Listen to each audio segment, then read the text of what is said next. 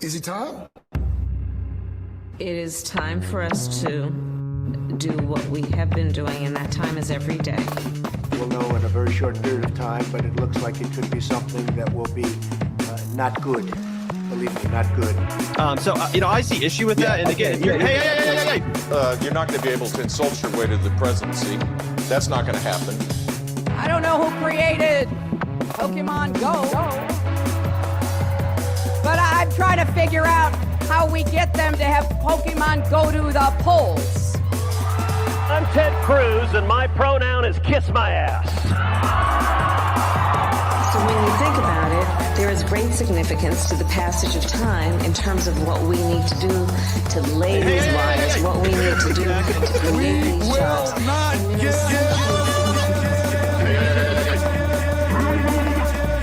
America is a nation that can be defined in a single word. I was going to put him. Not good. Believe me, not good.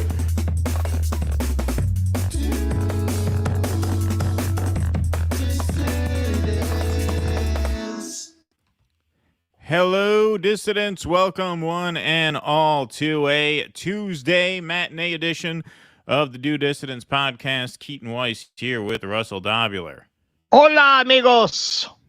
The main team is here. It's just the two of us. No guests today. Just boring old me and boring old Russ. It is the originals today. The OGs. The OGs. But Russell is flying out on Thursday, and so I will have a guest host to be announced on Thursday for the morning show. We will have a morning show this week, but it will be with me and someone else to be announced. Really, to be mystery guest, to be determined, to be booked, to be locked down. That's really the thing there. You know, Pizza Rat used to beg to come on. Now he's all like, "Oh no, I'm booked. I'm booked. I have a kids party to do that morning." That's right. That's the way that goes. But yes, Russ is flying out for the convention. So you are going to be hosting the first ever Rumble Time with Jimmy Dore and panel. Kurt will be there. Steph will be there. Yep. Mike McRae will be there. That is this Friday. I was wondering. I was looking at his website because I was like, who's going to be in this show? Well, if he puts, I think he's afraid if he puts you up there, people will come and throw tomatoes. No, I mean, I couldn't see where any of the guests were. Oh, no, he didn't. No, he didn't put any guests. I'm kidding. I'm busting your balls. But he didn't put any guests. He didn't announce it on the website for anything. But he said on the air who are going to be there, and I think it's you, Steph, Kurt. And, Mike McRae. I told him. I was like, listen, man. I haven't seen Zach's mom in like 30 years. If she knows I'm going to be there, she could show up. So, that's probably why he's holding back until the last minute. That's considerate. Love to hear that. We got a bunch of stuff to get to today, folks. So why don't we jump right in with a little palace intrigue, an update on the palace coup against Joe Biden. We had some more juicy stuff to get to on that front today. We do. Okay, so one of Biden's inner circles, one of his main advisors, Anita Dunn, gave a pretty interesting interview to Politico. It's interesting in this. She doesn't want to burn her bridges. She's already hopped over, made a kind of parallel move to working for a Kamala PAC. So she really goes out of her way. They ask her at one point, I didn't include this, but they ask her at one point if she thinks it was a coup. Says, quite nonsensically, no, because I think with a coup, you need a leader. And Kamala was never anything but loyal, which is just a word salad. No words in those sentences make any sense at all. No, you can have a rather distributed, networked coup. Yes, of course. And who says Kamala would have to be the leader of such a coup? Right. Very, very often, the person who's going to be installed in power is a puppet being manipulated by the people who are really doing the coup. Right, wouldn't require Kamala to be involved. So that is just a great example of somebody trying to make sure she doesn't piss off the people that she's now working for. While at the same time, clearly there was a battle between this longtime Biden team and the people who really run shit to try to keep Biden in the White House. So just a couple things she says here. So one of the questions I get asked all the time is, quote, did his advisors do this on purpose because they saw him behind the scenes like we saw him on the debate stage, and they wanted the public and the Democratic Party to see it to air this conversation publicly? And our answer is it's totally ludicrous. The idea that we ever would have put him in that situation is just crazy. We have all been through debate preps with Joe Biden. Some people have been through them since the 1987 campaign. I think all of us have a very good sense of Joe Biden and his strengths, and we felt coming out of the prep that he was fairly well prepared now.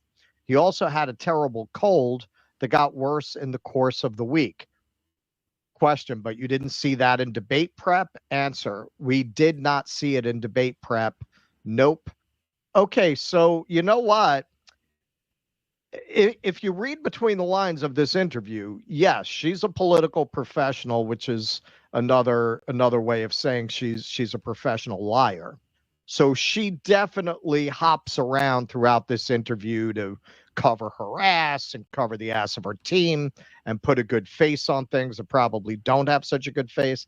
But I definitely came away from it feeling like she's telling the truth here, all in all.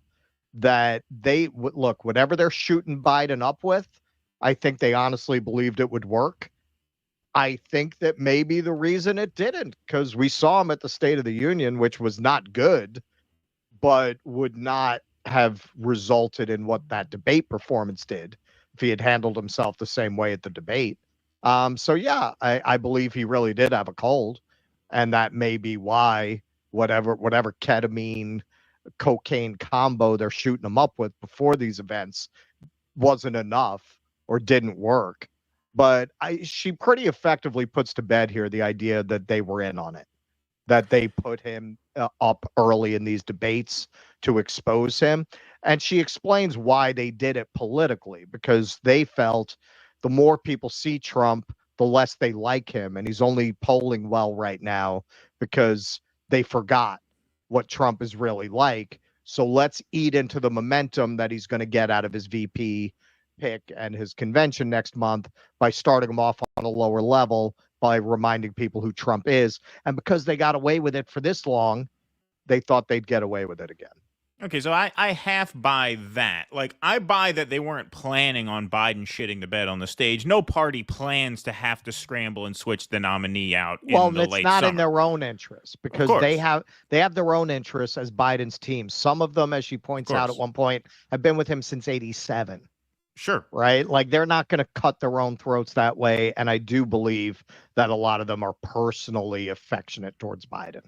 I also do believe, though, that they saw a benefit in doing this early so that in case he did shit the bed, they wouldn't be stuck with him. Not that they were planning on it, but like, hey, if we put this early, if this goes sideways, we at least have an option. And turns out what could end up being the biggest political mistake of the campaign is Donald Trump agreeing to a debate before the conventions. Like, he could have just said, no, I'm not committing to a debate until we know who the candidates are, because I'm not going to give you a chance to swap him out if he shits the bed. That could prove very costly. Yeah, that's a good point. Yeah. Good point, Charles. Yeah. Trump didn't. Okay, so this is a little bit later. She's making the case for why they didn't feel Biden needed to drop out, that this was a lot of hand-wringing. Trump didn't gain any ground in the debate whatsoever. And we actually picked up a few votes in the group. She's talking about one of the dial groups they were running during the debate. So it was a bad debate, but it didn't feel catastrophic at all, certainly in terms of voters. And I think other people who did independent research saw roughly the same thing.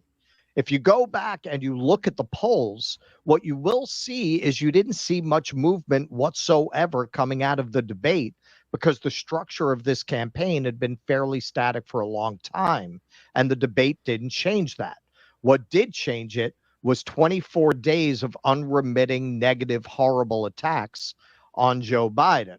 So we were talking a little bit about that offline. Let me just finish this up. From his own party and from the press, clearly there were leaders of the party who decided to go ahead and go very public.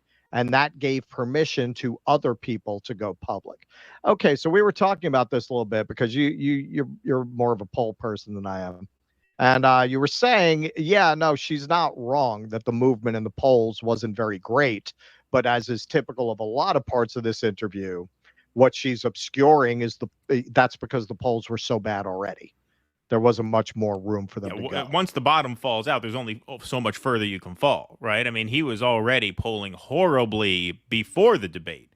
You already were losing every swing state. Trump was already threatening to eat your lunch in New Mexico, Virginia, Colorado. I mean, there's only so much further you can fall. That's why I said after the debate, I said he'll fall a little bit. He's not going to fall that much. There's not much space underneath him to fall much further. But what the debate proved was that, A, he did lose a couple points from the horrible place that he was, and B, he was not capable of digging himself out of the hole. I mean, right. they had a horse with a bum knee there. I mean, you can't run a race with that. It was very obvious. Right. And part of what she's arguing that, again, I do feel like she wouldn't put it this way, and I'm sure she didn't perceive it this way. But I did come away from it convinced that these Biden people were in their own bubble. They felt like, well, he was running fifth in Iowa in 2020, and look, we made him the president now. So what makes you think we can't pull it off again? I did come away feeling that's true, that they were in their own bubble where people always underestimate the boss, but he always pulls it out at the end. No, right. Obama pulled it out in the end. He made some phone calls. It's like the old stock market saying, everyone's a genius in a bull market. Right. Yeah, right. You were able to make him the president because the entire party coalesced and made sure that he had no competition. Exactly.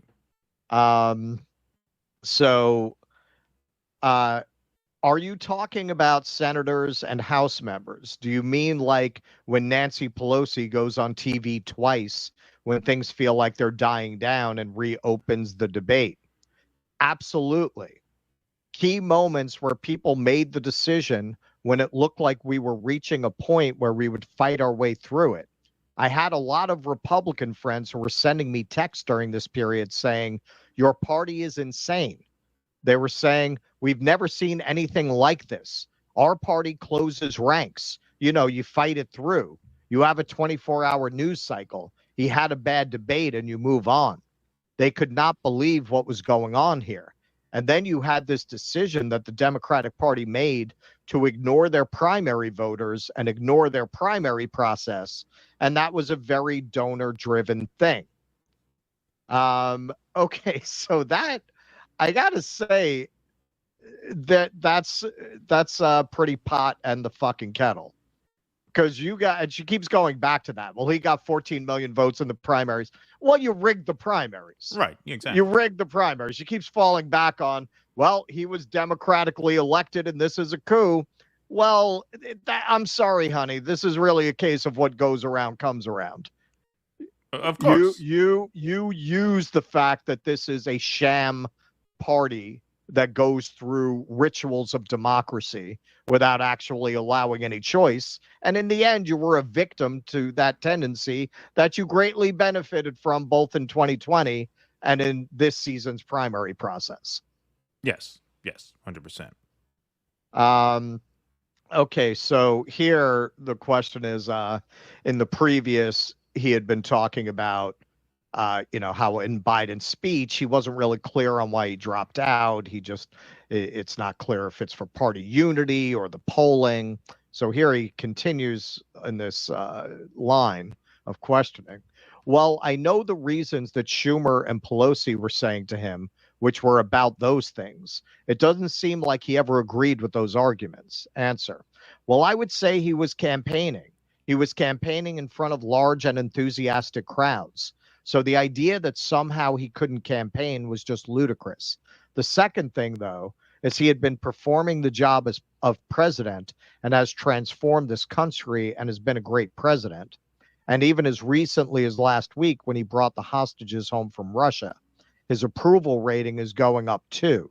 So the idea that he couldn't be president or couldn't campaign for president are both just ridiculous. Now, whether you agree with that or don't agree with it, I believe that was really the point of view of Biden's people, that there are no real grounds to actually coup the president, that he's actually doing a good job, that he's out campaigning. So why are you cooing him?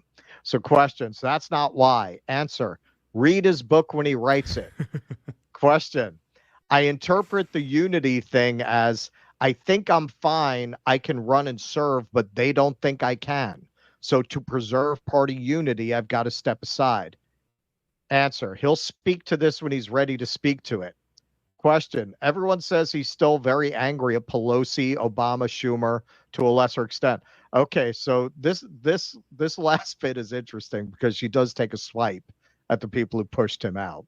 Well, you could also tell she got a little testy there because she didn't wait for them to ask the question. You see the hyphen, she cuts her off. Right. But no. She's having it both ways. She wants to show her absolute obeisance to Kamala Harris, but at the same time, she wants to slam Pelosi and company. So here's how she threads that needle, and she does this a lot throughout the interview. But he is 1,000% all in for Kamala Harris. That is absolutely true. The task in front of us is to win this election and to not let Donald Trump become president again, and to win the House of Representatives, which had certain leaders in 2022 done a slightly better job. Maybe we would control today, but we don't. Oh, I wonder which leaders she's referring to. So that was her little slam at the people who whacked the boss. Namely, all right. Yes, Nancy. Namely Nancy. So let's see what Nancy has, because this is really, this past week, kind of come out into the open. It's pretty understood. They whacked him and he's bitter about it. So let's see what this bloodless freak says. Remnick asked you if you thought your relationship would survive after President Biden dropped out. And you said, I hope so, I pray so, I cry so. And you said you lose sleep over it. And I just was wondering how this has impacted you personally the last couple of weeks. Well, it's been, again, his legacy as a preeminent president, just and it's hard to, he's right there among the top few, a very consequential president. I wanted the decision to be a better campaign, so that we could. Just the other day, I was bathing in the virgin blood of 3 of the house servants, and I was weeping. I was weeping in the blood. Win. I did not think we were on a path to victory. So that was really more the thing. He made his decision that would be accomplished by him stepping aside. You said, to your point, I've never been that impressed with his political operation. No. What was it about the operation? I mean, you have a gut instinct about this. You've been a part of many winning cycles. What was it about that, and was it more that than about him as a candidate? Oh, yeah. It was about that. I praise them. He was elected president of the United States, and that was a very important election for our country, a very important election. So I praise him and them for that.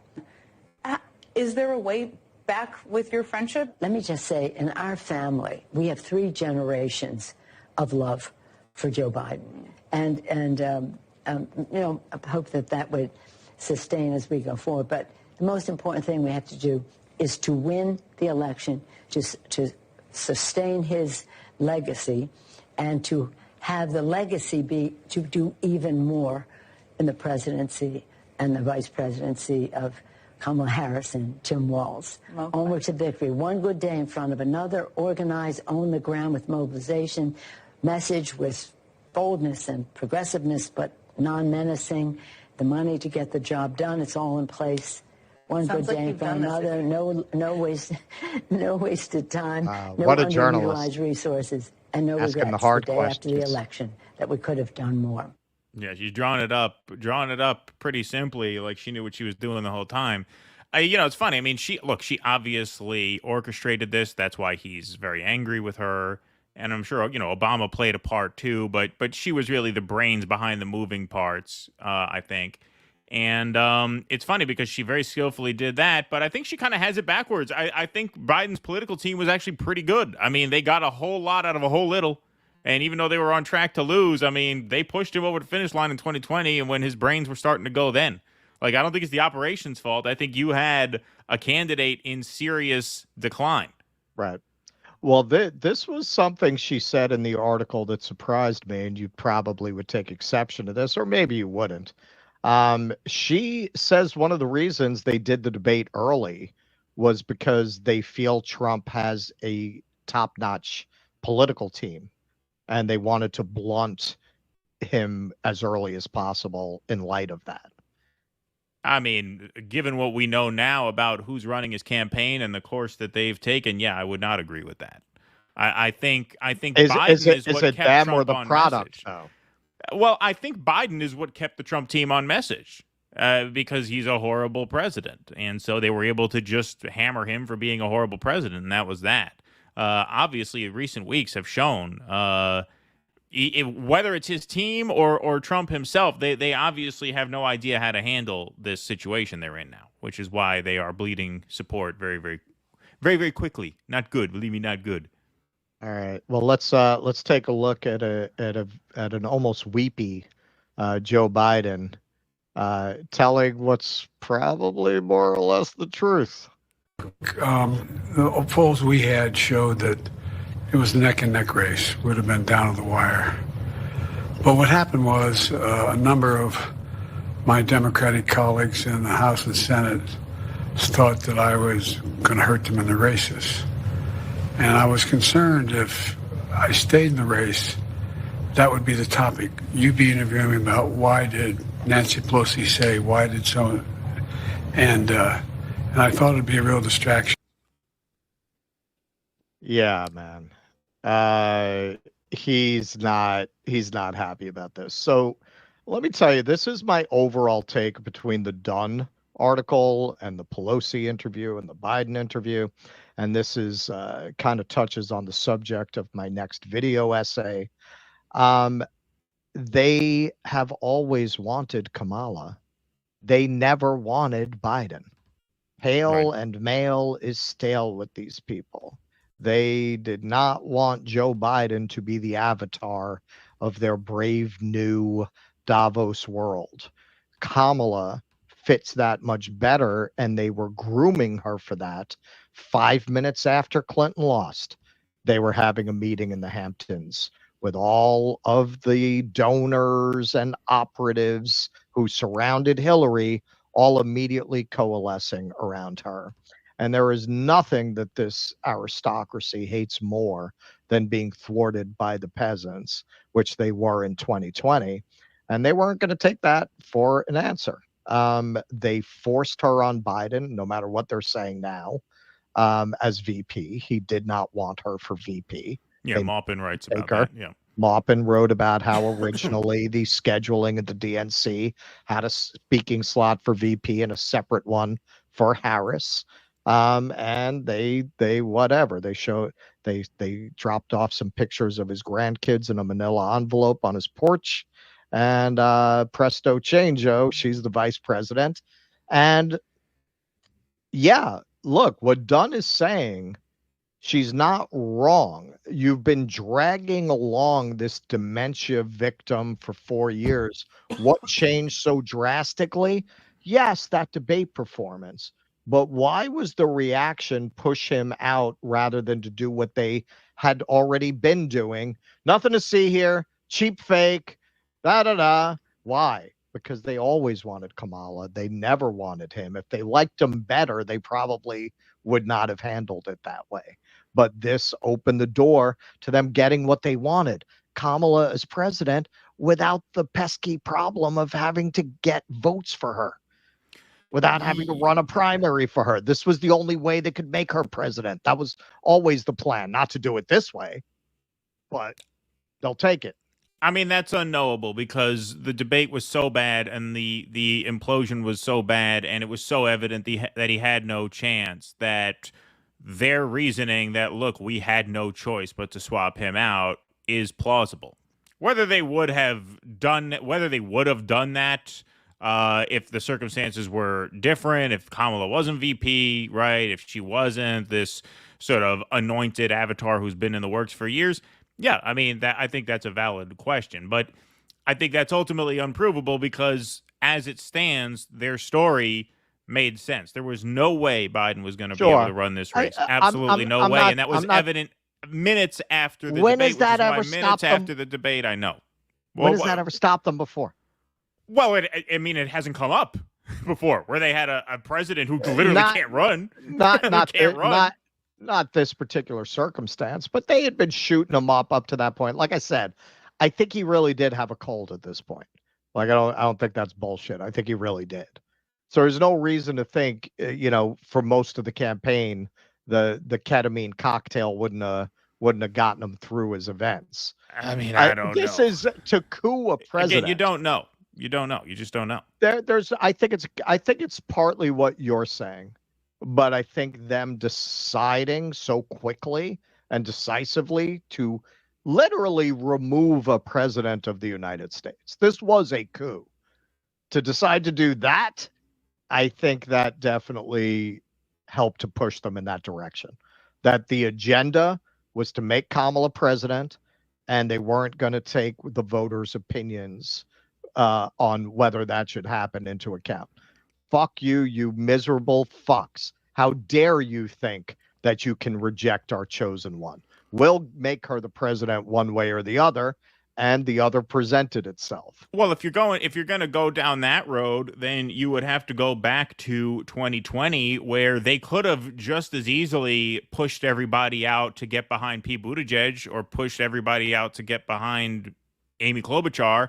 They had more delegates than Biden at that point. You could say the reason why they thought it should be Biden is because if it's Biden and his mind is going, and then we put Kamala in as the VP, well, then we could do this in 4 years. Like Pete Buttigieg would have been able to run for a second term. So would Amy Klobuchar. The only way to get Kamala to the presidency without getting her a single primary vote would be to do it this way, to put her number two to a guy who's not going to be capable of finishing 2 terms. Yes, I don't think they predicted exactly this. I think they thought he would die or resign in office. Yeah, I mean, and there's still questions. I mean, I've still heard rumblings of him resigning in September, October. Like if she starts losing in the polls, they might just make her the incumbent, and give her a chance to shine as president, right? Give her a big news cycle as the president. That could happen. If she starts falling behind in the polls to the point where they think they need to throw a Hail Mary, that you talk about an October surprise. Make one candidate the president. That's a hell of an October surprise. That's a possibility. I've actually been half expecting them to do that. Yeah. Yep. That wouldn't be the dumbest thing to do from a Machiavellian standpoint, for sure. All right, folks, we're going to take some Super Chats and Rumble rants. We had a great meeting with Rumble this morning on working out these tech issues, so they are on it and aware of it. But for the moment, I'm able to read Super Chats without displaying them. But we will get this handled in due time, folks. But we will be reading all our Super Chats and our Rumble rants. Amadeus, first one, $5. Thank you, Amadeus. If Biden steps down, does that mean Kamala can only win one more term? Genuinely curious. And if so, ha, ha, ha, ha, ha.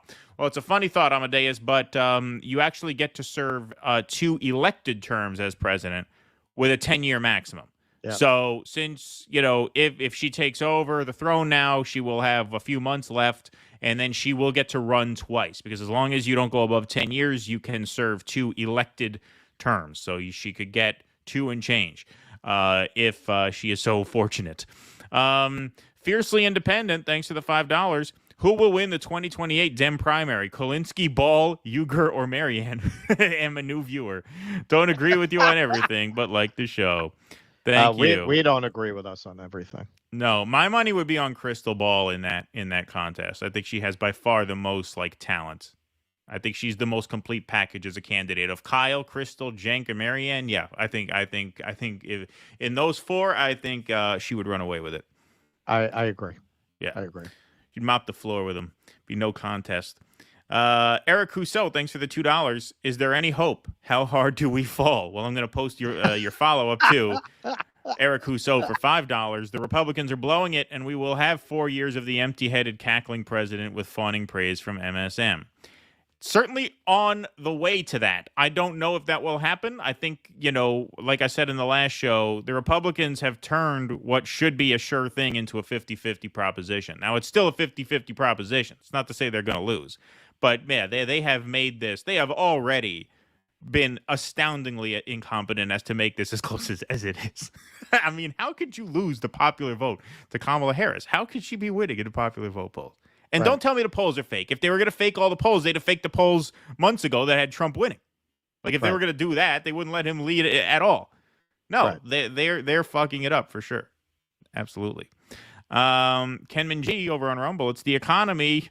You used tampon sucking motherfuckers. Yes, there you go.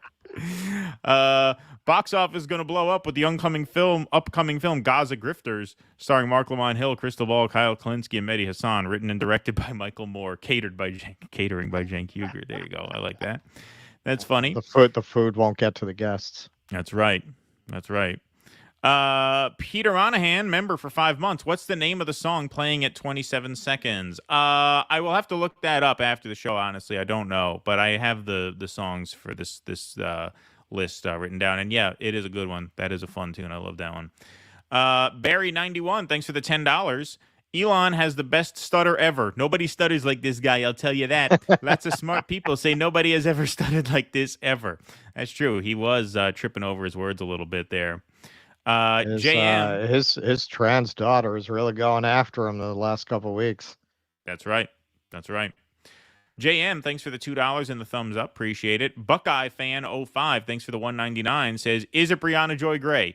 No. The guest host will not be Brianna Joy Gray. We asked our friend Nick Cruz at RBN, and he and vote against the genocide Israel. Israel has committed suicide. Palestine is free. No. I mean, I think Landrew is dead. There you go. Beautiful. And thank you so much for the generous donation, as always, my friend. I think there might be some more protesters in the streets. Like, some of the shit libs might come out and protest the genocide if it's Trump's genocide. I think that's possible.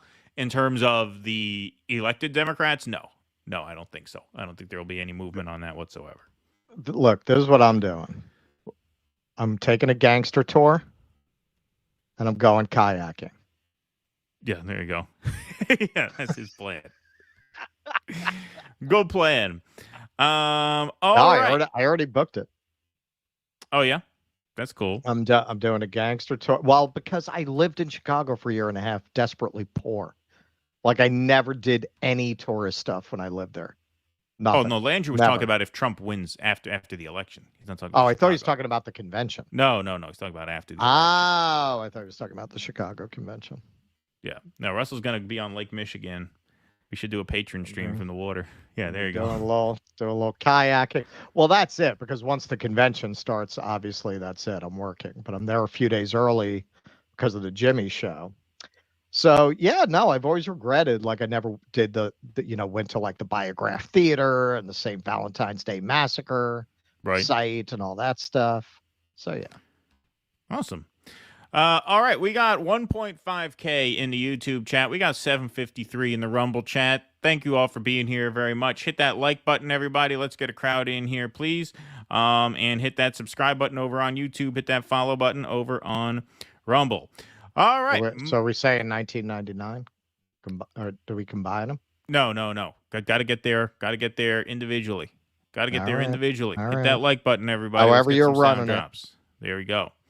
Alrighty, folks. I have followed the career of Jesse Ventura for a long time. Author of the most famous book he wrote was probably Democrips and Republicans, No More Gangs in Government. And he was always a staunch independent. He was very stubborn in his refusal to endorse any duopoly candidates. As a matter of fact, in 2016, he offered his endorsement to Bernie Sanders under the condition that Bernie not endorse Hillary if and when he lost the nomination. And Bernie blew him off, did not make any such promise. And so Ventura said, if I can't trust you not to fold in the general election. Should you lose the nomination, then I'm not going to be able to endorse your run. And I thought that was admirable. And I've always found Jesse Ventura to be quite admirable, if not a bit of a softie at certain points. And so that's why actually this is not as surprising to me as it is to some people, but we'll talk about it after. Here he is giving his endorsements to Kamala Harris and Tim Walz. I'm going to be selfish. A few years ago, I got the opportunity to see the United States elect its first black president. I didn't think that could ever happen. And they even re-elected him. Well, now I'm going to be selfish again. I've only got a few elections to go. I'm 73 years old now, so the window's closing. I want to be alive to see the first woman president of the United States of America and the first woman commander-in-chief, and we've got her right now. I've Governor, always thank you been so a much for sharing pound. your views. That was my nickname in the service, Poon Chaser. So I want to see pussy up in that Oval Office there. And I have it on very reliable information that she's got one. I've heard it from a lot of people, and I'm not going to get into details there. But a lot of people who can verify that if Kamala Harris is the president, there will be pussy up in that White House. You should have said that. That would have been great TV. On this issue, I think a lot of people have been very interested to hear what you have said. So you are officially endorsing the Walz ticket, excuse me. Yes, I want to see a woman president. It's time for a woman president. We men have screwed it up enough. And okay. All right. So that's the bit of sound that went kind of viral. And, you know, a lot of people are shocked by this because, yes, he has been post-duopoly. Ventura ran for governor as an independent in 1998 in the state of Minnesota, obviously Tim Walz's state there, and won. And it has always been my opinion that the key to Ventura's success as a candidate, as an independent candidate, has been not so much that he's this complete off-the-wall maverick who takes these very unorthodox positions, but more that he is this mix of red and blue. Yep. And so he's able to appeal to Republicans with, say, his pro-Second Amendment views. But he's also able to appeal to libs and Democrats because he's pro-choice. And economically, he's very populist and vague. His position on health care is everyone should be able to go to the doctor when they're sick. Doesn't really tell you how, but, you know, so he makes a nod toward universal health care without pissing off the conservatives or socialized medicine, right? He was a talented politician in that way, which is why he won as an independent. But he really won by appealing to both red and blue voters with red and blue policies and cultural signaling. He is plausible as both a Navy SEAL underwater demolitions expert and a pot-smoking hippie because he is both. Right. He is like sincerely both of those things. And so everybody likes him, right? He's a hard guy not to like. He really is. Now, the exception to this is his views on 9/11 were my views from, October 2002, sorry. And back in the day, this guy would go on, he'd get invited on like mainstream TV shows on CNN, on Fox, and MSNBC, and he would talk that shit, and he would just trigger them so hard. One time, the Fox News guy got up off the set and walked out. So I love that about him, and I'll always respect him greatly for that. And I do think he's a nice guy. But he has gone soft in recent years. On the COVID stuff, he was a total conformist. On January 6th, one of the real hand riggers, January's there. Was he? Treason. Yeah. Oh, yeah, big into that. So he's lost his edge, and he never had that hard an edge. He had a hard edge on certain issues. The 9/11 stuff triggered a lot of people, but for the most part, that was a hard one at that time. It was. Credit where credit's due. And he was elected in 98, and then he did not run for a second term in 2002, and I suspect he said it was because they dragged him through the mud and he wasn't up to it, and I believe that to a certain extent, but I also believe he felt because of his views on 9/11 was going to be really hard to maintain a political career, given his opinions on that. That is speculation. But the point is, outside of the 9/11 stuff, he's always had some Republican opinions and some Democrat opinions, which is why he kind of appeals to a broad enough swath of the electorate to get him elected governor. but he's not Jill Stein. He's not RFK. He's not like off the spectrum. He's just a mix of both. And so it doesn't really surprise me that he did this, especially since he's softened in his old age. He endorsed Tim Walz for governor in 2022. It's kind of sad to see, but then again, since he quit his stint as governor, like he's chirped about running for president before and never did it. I never really sensed his heart was in it. I've always thought Ventura as like a good guy and with extreme political like potential. Like if he did mount a serious third party run, I think he'd do very well. But at this point, back in the day, man. Back in the day. At this point, he's given up. Look, this is what I said. I said America is exhausted. This is a perfect symptom of that. Of a guy who had, this real conviction about building third parties and no more gangs in government and fuck them all. He's given up, like a lot of people have, which is why I think Kamala's surging. I think Kamala is the anesthesia. She's the anesthesia that they give you that put the brain rocks in your head before you fall asleep, before a surgery or something. Like he's over it. He wants to he wants to go quietly into that good nights. Figuratively, obviously, we wish him best of health. And that's where he's at. And it's not a shock to me that he did this. It really isn't. It is just remarkable to me. I don't see how, if you have a politics, which at least at one time he did, a perspective, you've thought enough about politics to have policy opinions, to have views about how the government should run. I do not see how you qualify your endorsement of a candidate based on their sex. I just don't see how you do that. I want to see a woman president before I die. Okay. Well, I want to see universal health care before I die. How about it? How about a woman who believes in universal health care? Would you take a man who's going to support universal health care over a woman who doesn't? You see, this is where this all falls apart. I look at political candidates the same exact way I looked at hiring people for my theater company. All things being equal, it could be a tiebreaker for me if you were of a marginalized identity group. That would weigh in your favor if everything else was equal. Talent, resume, experience, then I would go to those things. But if you were the better person for the job, I didn't care about that. I would hire you. I would hire the best person for the job. If all things were not equal. That's how I feel about politicians, man. Like, yeah, I would favor a woman who all other things being equal. Right. But to just say we got to have a woman and say, I understand why he doesn't say anything about policy because she doesn't have any. Right. She doesn't have any. She doesn't have any. For somebody who actually has a political perspective to accept that calculus, that, well, she's a woman.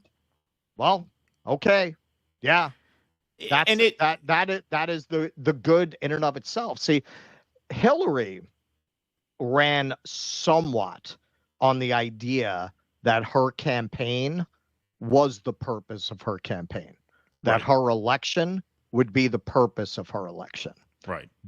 This is taking that to another level because Hillary did have clear policies. They were mostly horrifying, but she had policies. She had a history in government by which to measure her views and beliefs. This is just a cipher whose campaign is about the campaign. It's about the campaign existing. That's it. It's a campaign about a campaign. Yeah, that is true. And I think the other thing at work here is, as I said, with the January 6th stuff, Ventura does have a pretty severe case of Trump derangement syndrome. Which is kind of strange. I mean, because he did know Donald Trump back in the day, and actually they were both involved, or Trump never got involved, I don't believe. But I remember Trump was flirting with a run on the Reform Party ticket around the time that Ventura was getting involved with the Reform Party. So, like, they probably have rubbed elbows. Maybe he doesn't like him. Maybe he did and doesn't anymore. Who the hell knows? But there's definitely a lot of... I mean, he said outright, January 6th should disqualify Trump from public service, which, look, I don't agree with that line of reasoning, but at least that's a line of reasoning. Why not say that on CNN? Why not just say, look, Trump is disqualified, so I'm for Harris? Like, why do you have to take such a reductive opinion as, well, she's a woman and we need a woman? Well, what if Trump dropped out and they nominated a woman with Trump's points of view and the Democrats nominated Biden? Would you vote for the Republican woman? Like, it doesn't mean anything. It's meaningless. Well, that's what I'll very often hit them with when they'll start. I did that with the cowbell people when they started talking about how I'm calling out Michelle Obama because I'm attacking a black woman. I said, well, what about Candace Owens? Right. Yeah, exactly. Is it okay to attack Candace Owens? Okay, so you don't believe you can never attack a black woman, right? So it's really not about that, is it? So why even throw that in there? Right. Exactly. All right, folks, let's take some more super chats here. DC for $2 says, Yas Queen, Democratic National Coronation 24. Thank you, DC. Appreciate that very much. Gladys Hechevaria, thanks for the $5 super sticker. We appreciate that. Let's get a cowbell out for Ken Texican, who gave us a nice $50 donation. Thank you, Ken Texican. Beautiful. You know, Ken Texican's getting a lot of cowbells. He might need his own sound drop soon. We got to come up with something. Ken says for $50, you can put lipstick on a pig and call her Peggy Sue, but I'd write in Dorothy Michaels before voting anything that delivers a line like Kamala. She just doesn't pass the Tootsie test as a human being. Good one, Ken Texican. Thank you very much for that donation. That's very kind of you. Brock Arthur for $10. Thank you for that. The Muslim teenagers next door showed me anti-Russia material handed out by the local mosque. Bookmark this. The West are coordinating a Muslim holy war against Russia 2029-ish. Thoughts? 2029, I mean, I don't know about 2029, but I know, ISIS, to not to say too much, but they tend to attack enemies of the U.S., and one of their sworn enemies was Russia. So I don't know about the dates, but yeah, I mean, what you're saying is not out of bounds at all in my view. Max D, thanks for the $2. Her deepest, most heartfelt beliefs are for sale. Yes. Mad Matt Chicago, thanks for the $1.99. They set Biden up knowing he was going to stumble.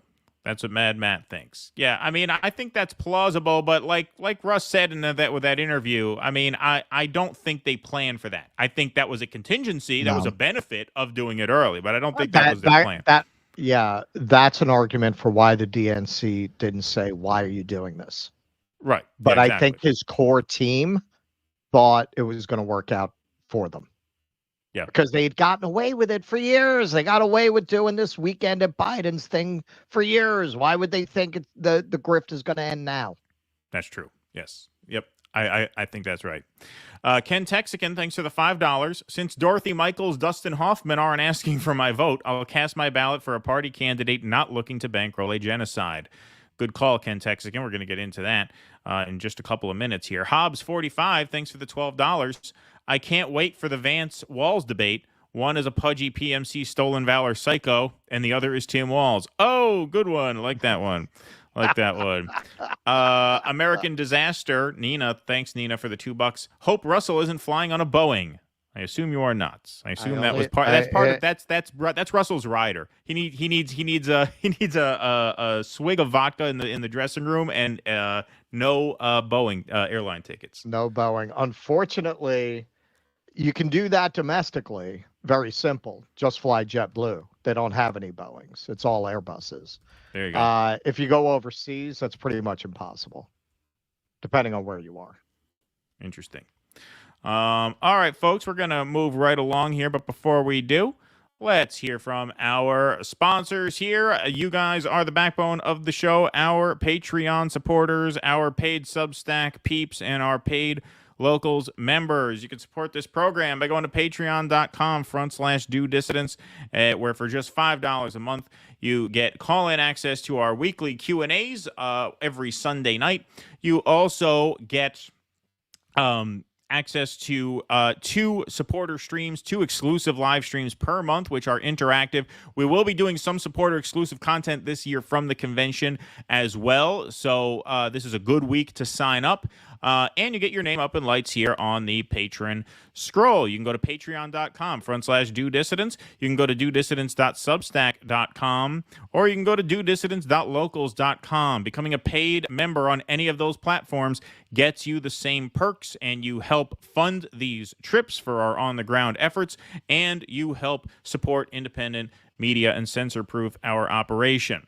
So that's DoDissidents.locals.com, patreon.com/DoDissidents, or you can join our Substack. Now, I want to bring up the Substack this week because when you join our Substack, you can join as a free member or a paid member. The paid membership gets you the perks.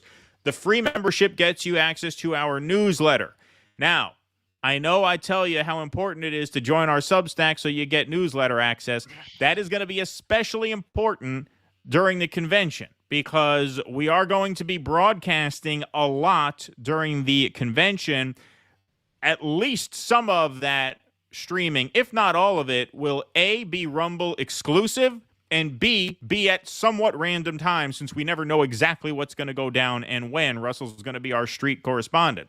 So the schedule next week is going to be a bit random.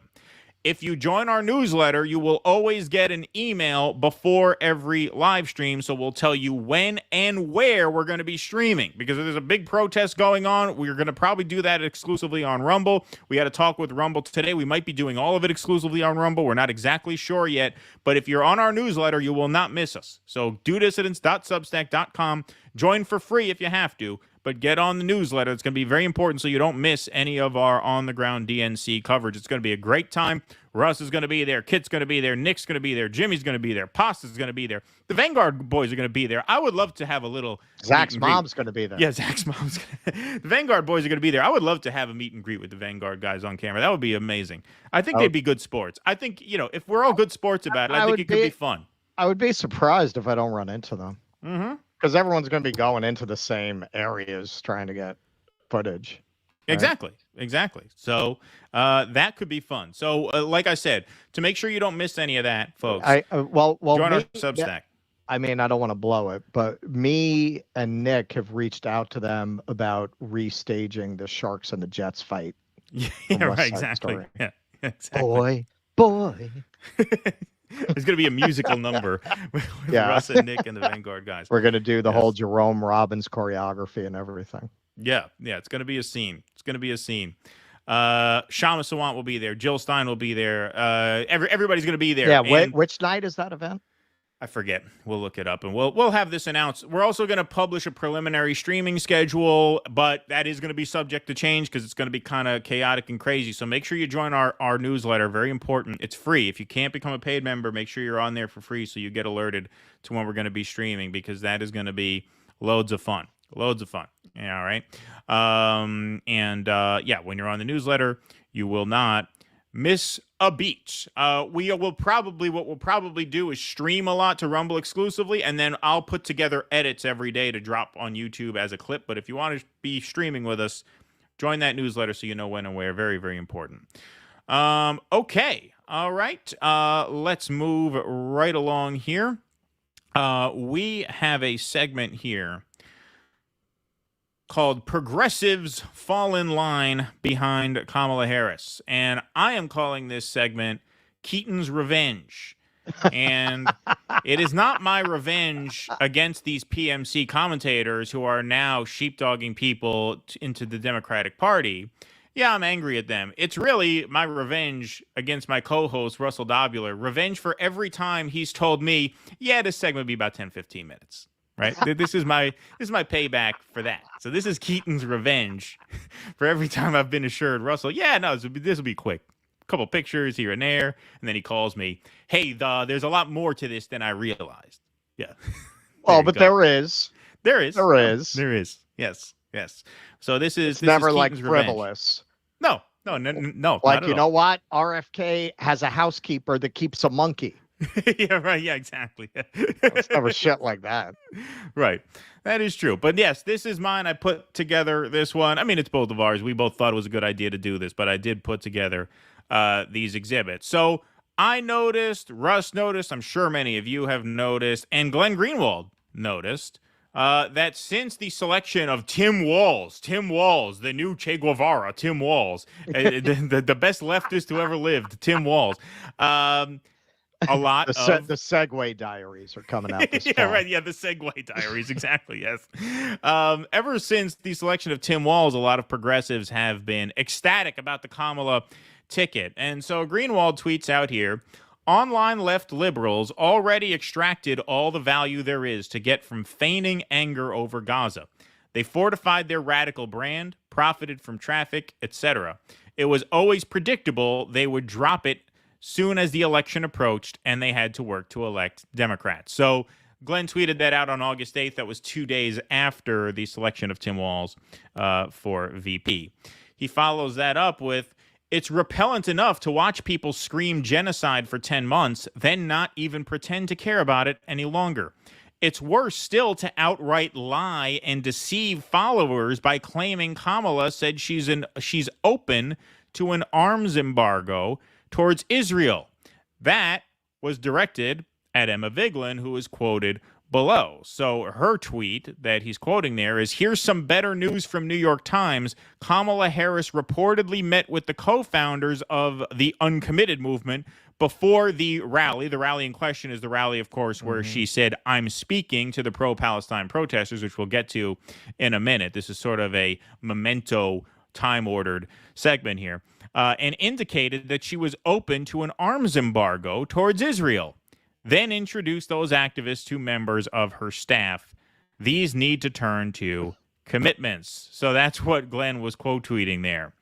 And those, I mean, I'm glad to see she took a break from defending the right of men to beat the shit out of women in competitive sports.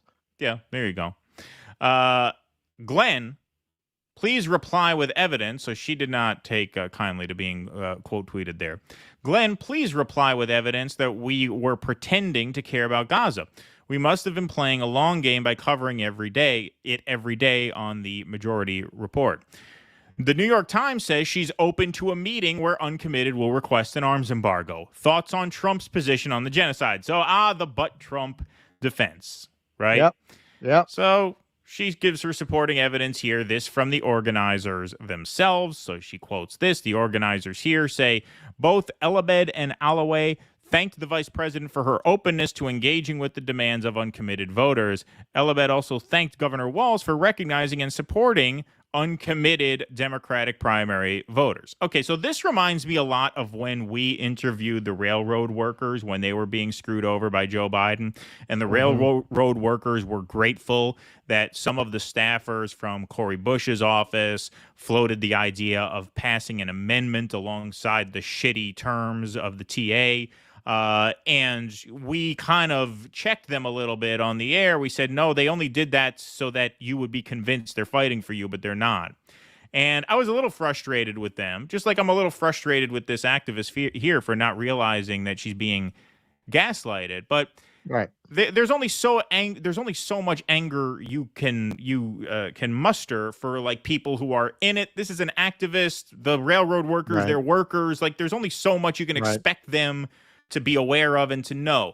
If you are like Emma Vigeland, let me just make this point. On the other hand, if you are privileged enough to be in a position where you get to run your mouth about politics for a living, as Emma is, as Glenn is, as we are now, thanks to all of you in our audience, you have a responsibility to see through this bullshit. And this was such obvious bullshit, as we covered in a previous segment, and we'll get more into this time.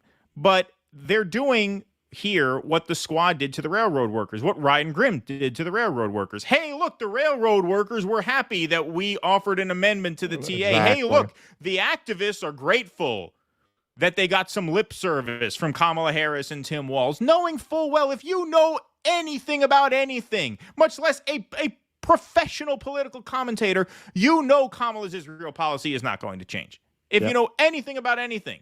And so it's just so sleazy and low to trot out these people who have skin in the game, who are desperate, and say, hey, look, they appreciate Kamala. Why don't you? Why don't we? Because we know better, because it's our job to know better.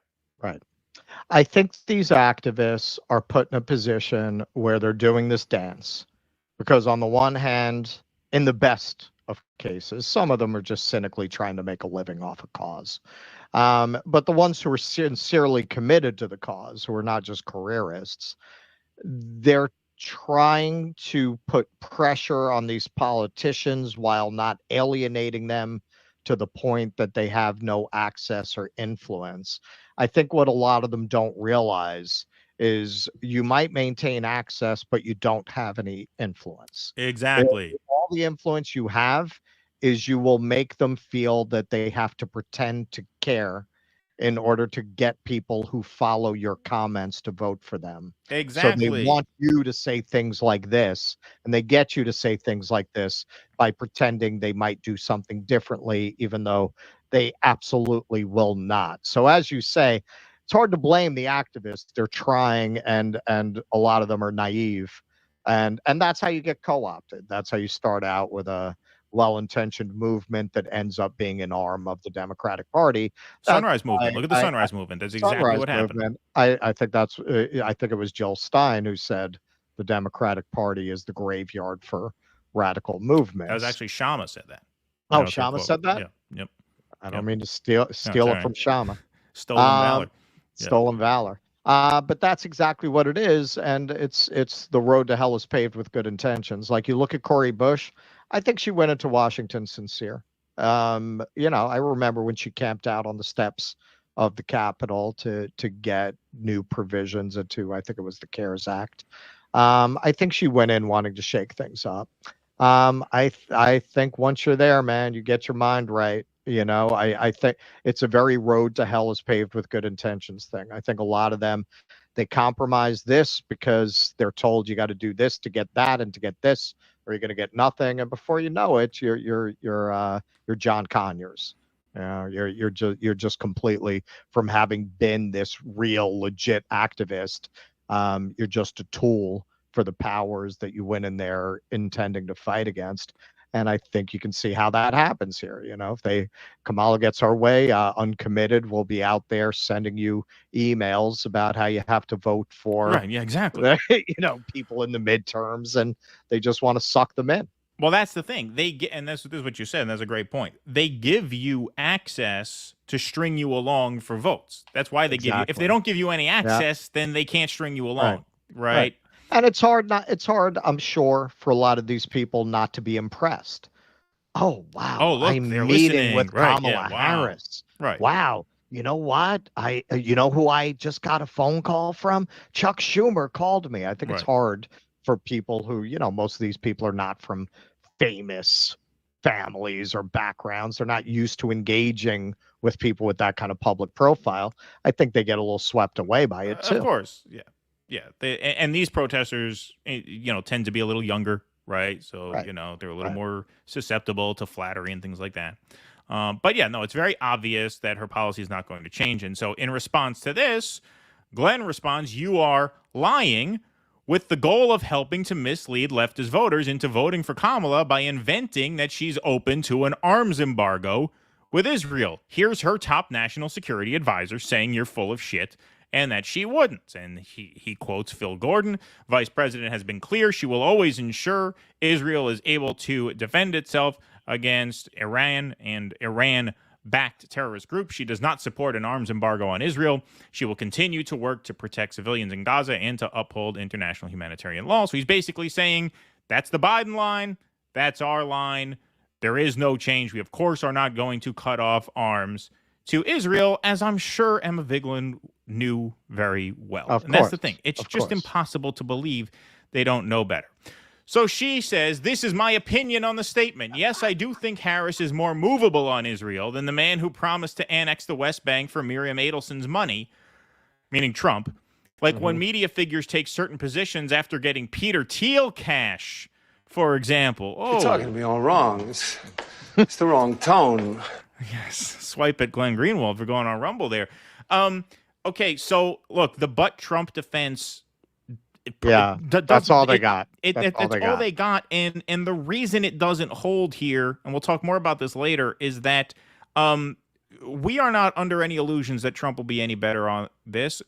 Greenwald is neither. He has said repeatedly, Trump is just as bad on this issue, if not worse.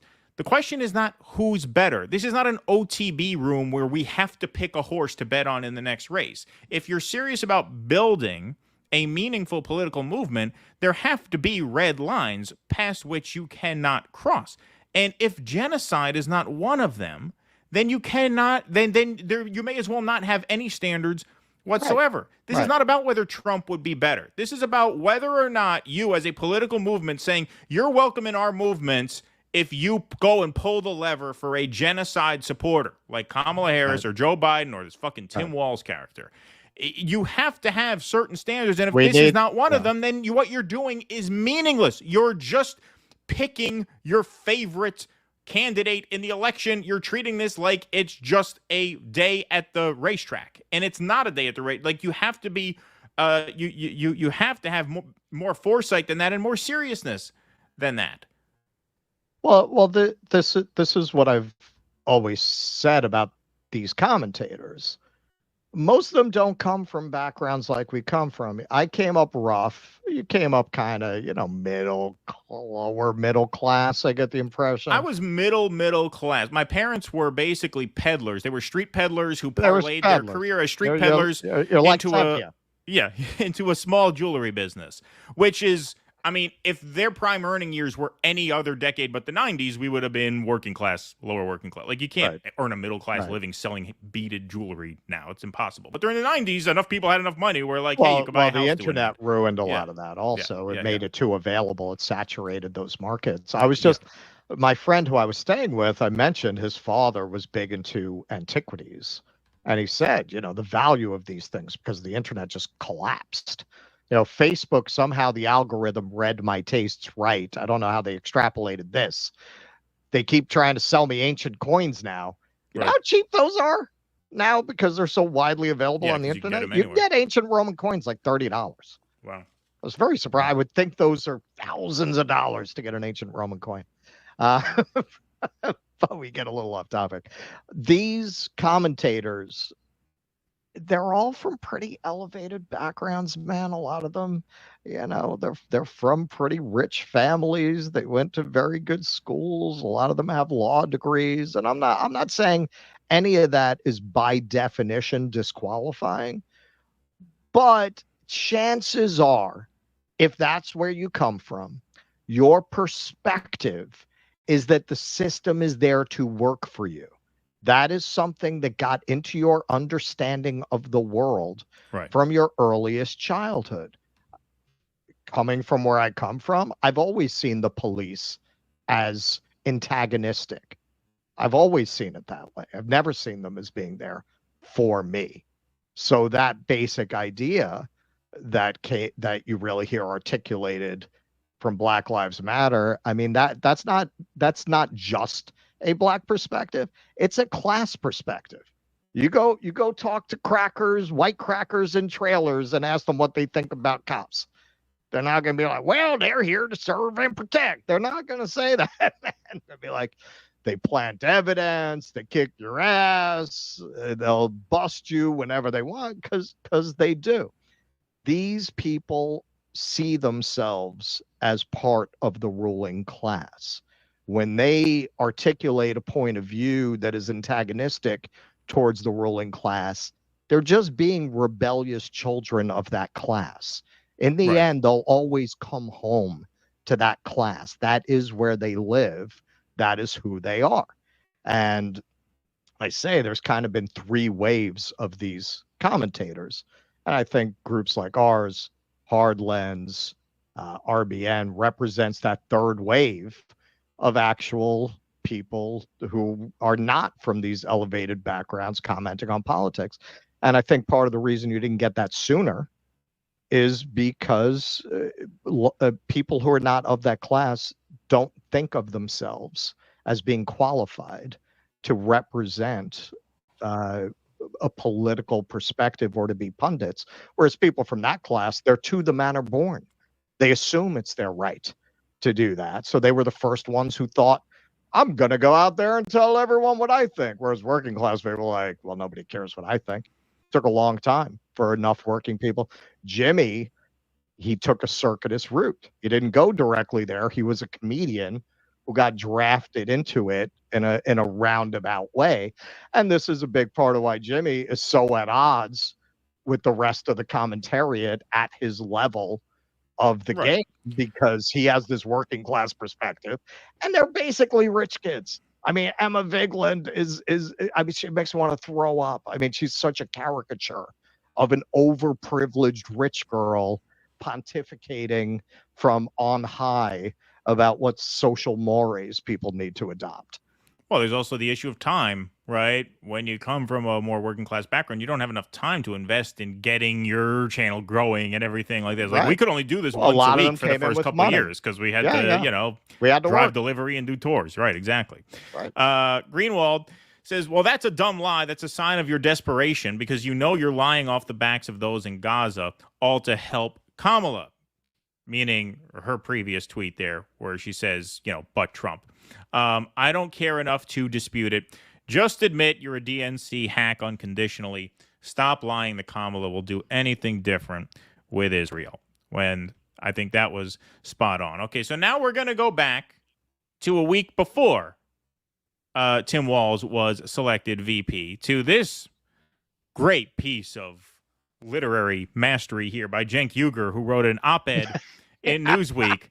Don't fall for the misinformation campaign. Josh Shapiro is the progressive choice for VP. So this all kind of started around the Veep stakes where, okay, Biden's out, Kamala's in. It's a chance for us to reset. Okay, don't forget, Kyle Kalinske had endorsed Jill Stein over Joe Biden. They just couldn't go there for Biden, which sucked because they need to back the blue for November. That's how you grow your channel. That's the lesser evilism. That's the biggest pool of voters, Democrat voters. Most of our viewers are Democrat viewers. So when it switched from Joe to Kamala, I think a lot in this space saw an opportunity to sort of reset. And the first real test was, can we voice some approval of the VP pick? And Uygur ended up hedging so much to the point where he actually tried to gaslight his viewers into thinking that Josh Shapiro was the progressive choice for VP. And he got challenged on this point by one of his own people here. I don't know who this is on TYT, but the Vanguard boys, who we'll get to in a minute, tweeted this out. Really starting to think Cenk Uygur was just paid to put his name on that Josh Shapiro puff piece that he wrote for Newsweek. So here he is being challenged on this point. How could you say Josh Shapiro is the progressive pick? That case over someone like Walz, who has many of these same accomplishments and many more. You mentioned Shapiro is cutting taxes for corporations. Walz raised them. Walz also raised the capital gains tax. Walz, and an issue that you like to bring up constantly, you did it tonight, you always talk about it, paid family leave. Walz did that. He could then go on the trail and say, hey, I did that in my state, let's do it nationally. Shapiro doesn't have that in his arsenal. But I'm not arguing against Walz. It feels like this debate is about the versus A, right? Is Shapiro the progressive pick or a progressive pick? And by the way, I didn't put the title on the piece. Newsweek did that. No, that's in the copy. Okay. That's in the copy. You wrote that. You said it's got to stop. Shapiro is the progressive pick. Okay. Well, that's true. This is from the article. My fellow progressives, it's got to stop, meaning the hand-wringing over Josh Shapiro. Josh Shapiro is the progressive pick, my highlighting there. Why? Wall Street banks, blah, blah, blah. We don't have to read all that. But he asked the question about Israel. So is he a monstrous right-winger on Israel? Not at all. This is Cenk's op-ed. Not at all. Of course not. His position on Israel is correct, though his optics are terrible. Look at this line of bullshit.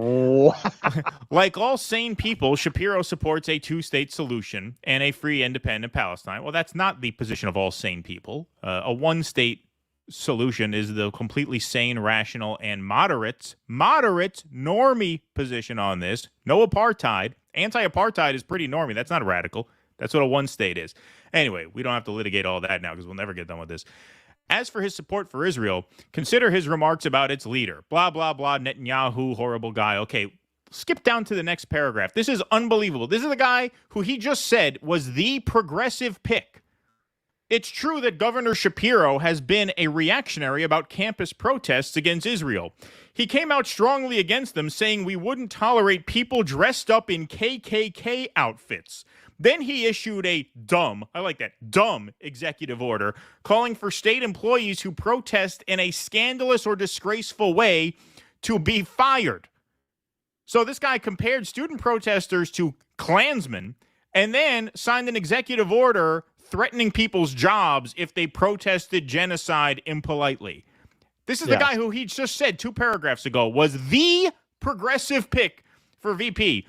No doubt anything that criticizes Israel would have qualified, though we never got to find out by that time all the protests against Israel had been disbanded and the students arrested. So that's who he tried to sell. And setting a scandalous or disgraceful standard that is intentionally vague. You could claim that about anything because it's an executive order. That's up to the executive to decide what qualifies as that. Yeah, obviously. That sounds very progressive. Yes. Well, it turns out he debased himself for nothing because, of course, just a couple days later, Kamala Harris chooses Tim Walz for VP. And Jank, holy shit, I can't believe she picked Tim Walz. She's going to win. That's a bold choice. Democrats are never bold. The attitude is even more important than the pick, even though the pick is excellent. If she's the type who picks Walz, she might even try to get things done. So turns out the bullshit puff piece about Shapiro was just hedging. To be like, hey, in case she picks this IDF goon, I have to articulate to my audience that, no, he's progressive because we still have to be able to show for Democrats in November. Just manufacturing consent for a total monster unnecessarily. But turns out it's Walz. So what does he do? Immediately start the presses on the T-shirts. Fun shirt to celebrate the Walz pick. We tried to capture his attitude here. Balls to the walls at shoptyt.com for $30 a piece. You can get your Tim Walz T-shirt. Kyle Kalinske, August 6th, right after the Walz announcement. Let's fucking go. Hey, Kamala, you didn't mention my queen, Marianne. No, he didn't. Kamala objectively made the best possible pick. Look at that policy record, dog. We're so back. The policy record here, the universal free meals. You can suck on a tampon. Yeah, right, yeah. Shove a tampon up your ass. Free school meals, legal weed, carbon-free electricity, tax rebates, paid family leave, paid sick leave, banned conversion therapy, red flag laws for guns. This is the liberal wish list. Okay. So he's very excited about Tim Walz. Crystal Ball, very excited about Tim Walz. Let's go. All the people who were pulling away from Biden, now that it's Kamala, now that it's Walz, all of a sudden now we're going to sheepdog people back in. The aforementioned Emma Vigeland. Kamala Harris has picked the most progressive VP choice of her finalists, the one who will complement any priorities on child care and child poverty, the one labor leaders preferred, and who said the uncommitted movement should be heard. Oh, there we go with the heard again. This was 2 days before her spat that we read at the top of the segment. This is an unambiguously optimistic signal. The Vanguard boys have been really cashing in on this Tim Walz pick. Good for them. I mean, they needed a boost. But you look at their last 7 videos have been Walz, everything Walz all the time. They were very excited about Tim Walz. They put this video out here. Tim Walz gets picked as VP. Here's a little excerpt from that. They are all in on Tim Walz and Kamala Harris now. Best pick Kamala Harris could have possibly made. This was the best pick Kamala Harris could have possibly made. Tim Walz being a heartbeat away from the presidency absolutely is enough for me to 100% be excited about and vote for Kamala Harris in November. There you go. They're all in. That's it. They're all in. They're all in. That's all it took. Hadn't they endorsed Jill Stein previously? Weren't they? I don't know. I mean, I don't stay up to date enough. Yeah, but we haven't done a segment on them in a very long time for obvious reasons. Yes. Yeah, no, I mean, that is why, people ask, most people understand, but some people, why you slam these commentaries? This is why, because it's so fucking obvious that they're all just waiting to sheepdog people back into the Democratic Party. Any pretenses at radicalism they might make, it's just a grift. None of these people mean anything. They have no convictions. They just go where they think the money is going to be. And hey, man, look at those pod save guys. I told you what, they got people paying over $200 freaking dollars to see those schmucks live. Right. Everyone's trying to get in on that. Everyone's trying to get in on that. Everyone wants to make that money. It is much easier to make that money if you play along with the establishment. And then if you pretend to have some kind of outsiderness, some kind of independent judgment, then you can suck in some of the people who like to see themselves as not as Kool-Aid drinking and indoctrinated as the MSNBC folks. That's what the Vanguard is for. That's what the Majority Report is for. That's what the Young Turks is for. It is for people who are going to be too embarrassed to be running around touting what Joy Reid said last night. It gives them another way to essentially have the same politics, but feel cool about it. Yes, but it was not so easy to feel so cool for so long because, of course, Kamala Harris gave them a challenge the day after the Walz pick, just about 24 hours, little more than 24 hours since this was in the afternoon. The day after the Tim Walz pick, Kamala's wins post in a remarkable moment. Vice President Kamala Harris just demolished individuals protesting at her rally tonight. We all know who those individuals were. They were ceasefire protesters, Arab voters in the key swing state of Michigan. Just a very, very brief reminder of how that went. Intends to end the Affordable Care Act. You know what? If you want Donald Trump to win, then say that. Otherwise, I'm speaking. I'm speaking. Oh, no, not cool. There we see the charmer who, according to at least one op-ed from an intern's father, ordered everyone in the office to say "Good morning, General" upon her entrance when she was AG, and never spoke to any of the interns. And the interns were instructed not to look her in the eye. Very much like royalty. There you have it. Well, this complicates things. Oh, horrible, says Kyle Kalinske. Oh, just yesterday we were on board. Now you put us through this. Yep. All she had to do was say, "I hear you. When I'm president, we'll have a permanent ceasefire. We're going to stop the war and bring peace." At least half of Democrats think Israel is committing a genocide. Act like it. Translation, why couldn't you just bullshit? Why couldn't you just bullshit the base? This way I can keep bullshitting my viewers, right? And as many people keep on pointing out, well, you're the vice president now. Right. Why you do it now? She's stealing, Trump's idea about the tips. I got to look into whether this is true. There's been a meme going around that she was the deciding vote on empowering the IRS to go after tips. I have to look into whether that's true. But at the very least, hey, man, you think it's such a good idea? Why don't you do it now? Why do people have to wait? Do these things now. Why don't you do a ceasefire now?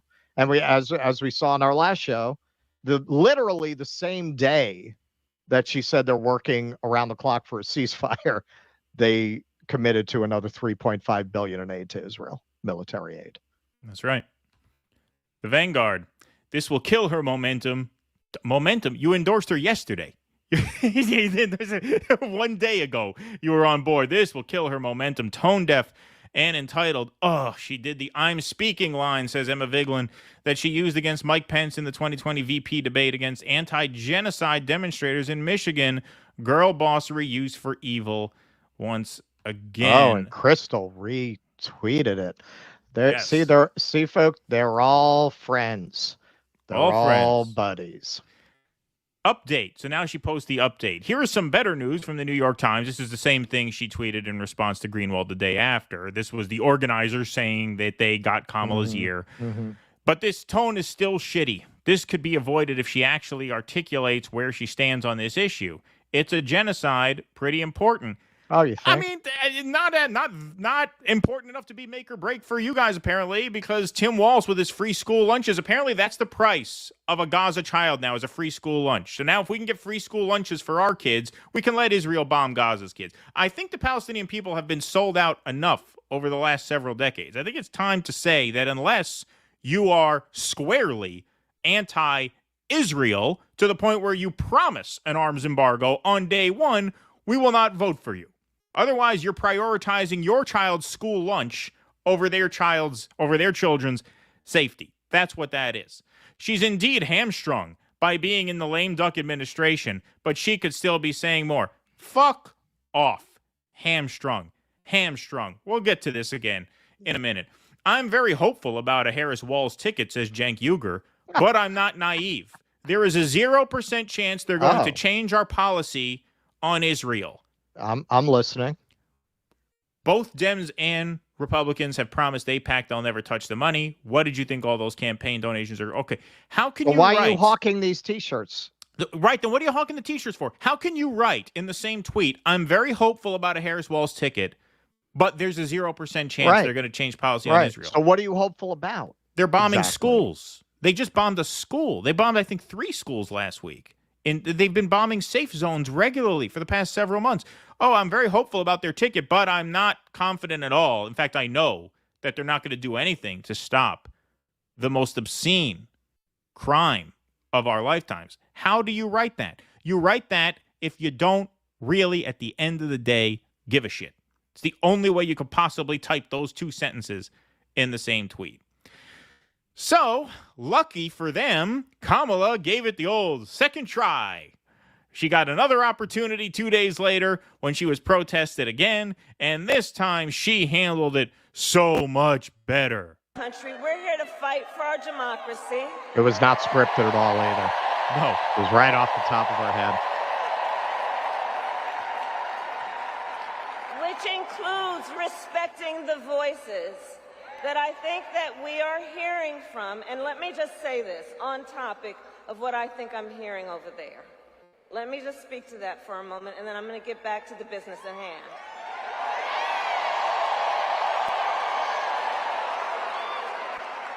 So let me say, I have been clear. Now is the time to get a ceasefire deal and get the hostage deal done. Now is the time. And the president and I are working around the clock every day to get that ceasefire deal done and bring the hostages home. Around the clock every day, except when I have to be out here. Yeah. So I respect your voices, but we are here to now talk about this race in 2024. Okay, I respect your voices, but, now let's get back to the business at hand, which is not genocide, but fear-mongering about Project 2025. Apparently in that same $62,000 Tiffany's necklace that you wore in the fundraising pitch video. I keep noticing that, but you know what? Of everything I've put on social media, I think my post about that has gotten the most lib pushback because they're very programmed to interpret anything like that as a criticism of her looks, of her appearance, right? To which, the very easy response is, I promise you, if a male candidate put out a fundraising appeal with his $62,000 Rolex held up to his face, they'd meme it. Right, they would meme it. Yeah, absolutely. No doubt about that. The Vanguard guys, though, were very impressed. So much better. See, that's it. You throw them a line of bullshit. We respect you. We hear you. Now back to the Project 2025 show. That's how it's done. Kyle Kulinski, Kamala's shocking reaction after new Gaza protests. So Kyle came out and made a video reacting to this. We're going to play a little bit of this. Well, I respect your voices, but we are here to now talk about this race in 2024. Okay, so I have a lot of thoughts. First of all, let's state the obvious. That is so much better than what she did the first time. So much. I mean, that was a breath of fresh air compared to her first reaction, where she basically accused the people of wanting Trump to win and said, yeah, if you want Trump to win, then go ahead and keep protesting for Gaza. Much smoother line of bullshit. Jesus Christ, that's dark. That's such a dark reaction. That's so mean. So this is... That's so mean. I'm a nice guy. I'm not a mean guy. You just have to say it. Right, you just have to be nice. You have to say it nicely. You can't be mean. I'm not mean. My brand is nice. Don't be mean. Be nice. You don't have to mean it, but be nice. Let me speak to that real quick. I know you guys are concerned about this. I am too. Yeah. We got to get a ceasefire. We got to get a ceasefire. We got to bring the hostages home. No, that's what they're going to do. Yeah. That's the right reaction. They're going to That's the right reaction. The one part I didn't like is that she said, oh, me and the president have been working on this. And it's like, Joe Biden is not interested in a ceasefire. Oh, so the one part I didn't like is that it's total bullshit. So the one part I didn't like about this is that she says we've been working on a ceasefire when it's clear the president is not determined to get a ceasefire. So everything was great except for the fact that she was full of shit. In fact, except for the fact that she was full of garbage, it was great. It was perfect. I'm also a little uncomfortable because ever since I came out for Kamala, Marianne's making me wear a cock cage. Yeah, exactly. We got to get a ceasefire and we got to bring the hostages home, right? Yeah. That's the right reaction. That's the right reaction. Preach. The one part I didn't like is that she said, oh, me and the president have been working on this. And it's like, Joe Biden is not interested in a ceasefire. He's not interested in a ceasefire. So now, look, if I'm going to split hairs here, what I would say is this. And Adam Johnson has written a lot about this, and I think his take and his breakdown is brilliant. He says the way that Biden interprets a ceasefire is actually pure sophistry and pure goalpost moving. So when Biden says we want a ceasefire, he doesn't mean the same thing that you and I mean and pro-Palestine protesters mean when he says ceasefire. He like means ceasefire. Yeah, let's pause the fighting again and have the hostages freed, and then effectively allow Israel to go back to bombing Gaza again after that. That's not, I mean, you could say it's a pause. That would be a pause. But when we say ceasefire, what we mean is a permanent ceasefire, right? And so then the question remains about Kamala. When she says we need a ceasefire and we need to bring the hostages home, does she mean it in the Biden way of ceasefire? Or does she mean it in the sincere pro-Palestine protester way of ceasefire? And look, that's yet to be seen. Okay, well, if that's yet to be seen, then how on earth could you support her candidacy? If you don't know what she means by ceasefire, how on earth could you be shilling for her this hard because of fucking Tim Walz? It makes no sense. Moron. It makes no sense if you give a shit. What are you talking about? Yeah, we don't know what she means by that. Okay, so you don't know what you mean by that, then stop supporting her. Stop supporting. It's that simple. I gotta say, it is kind of amazing to me to see them all go right back into the fold, even from a marketing angle. And hey, maybe there is that broad an audience for pseudo left politics, for MSNBC politics with a hipper branding. Maybe there is. I don't think so. I mean, you got it's a pretty crowded lane, isn't it? The Democratic Party pseudo progressive grift. Aren't a lot of people eating out of that trough? Is that really the best place to go? Especially, look, I mean, Kyle's got his built-in audience for his warm bowl of oatmeal style of broadcasting. But what a like scrappy small channel like the Vanguard get out of it?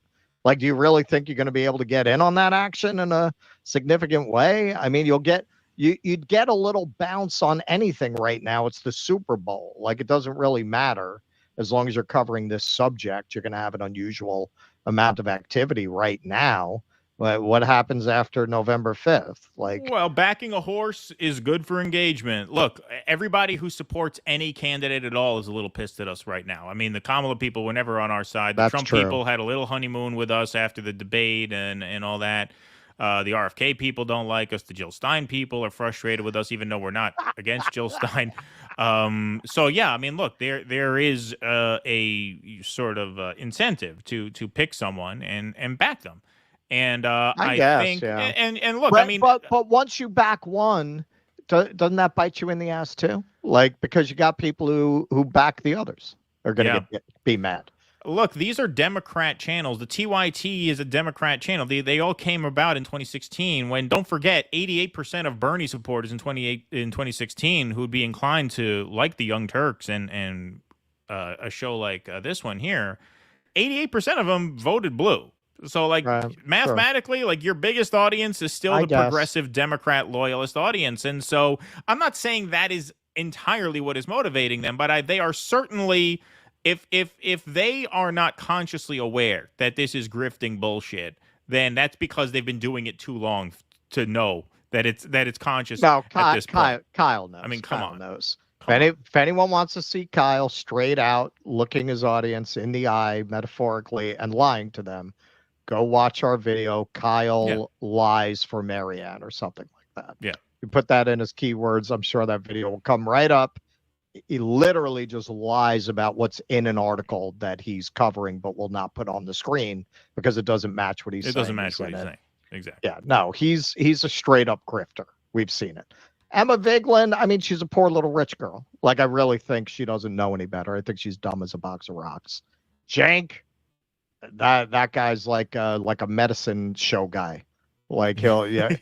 Today he's selling Waltz t-shirts. Tomorrow he's filleting Katzenberg. Whatever, man. Anything for a buck with that guy. And the Vanguard guys, I mean, we've never been great admirers of their intellectual acumen. So I think they're stupid enough to buy into this, but they've also always kind of tried to orient towards figuring out how they can get in on the Kyle grift. Like, their whole career has been like, how do we get in on the real money, right? How do we make that money? Hey, we're going to get a van. Give us some money. Six hookers and a kilo of blow later. No van.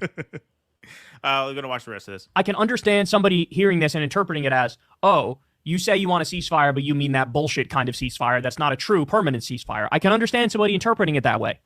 But I also think it's reasonable to assume it's possible she means a true ceasefire. Now, why do I say that? Well, look, Crystal has brought this up a million times. I think it's the correct reaction. Kamala has clearly shown an ability to sort of shift with the times, right? And react accordingly to the moving political realities on the ground. You could argue that's why she picked Tim Walz. You could argue that's why she's out here now saying something very different than what she said the first time the Gaza protesters interrupted her.